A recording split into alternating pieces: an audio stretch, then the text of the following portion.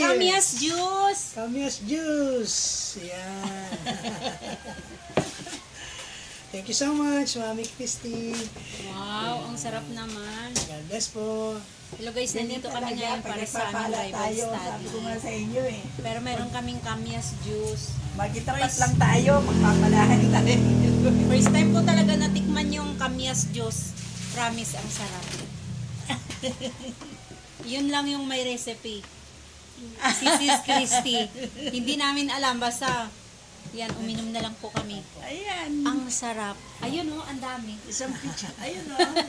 Sa likod. Ayun, yung ang dami. Isang puno hanggang baba, guys. Hanggang sa baba yan, hanggang sa puno, hanggang sa mga sanga. Kaya pag gusto kami. Oo. Baka hindi kayo maniwala. Pakita natin. Close up po natin. Nandito kami guys. Magba-Bible study kami.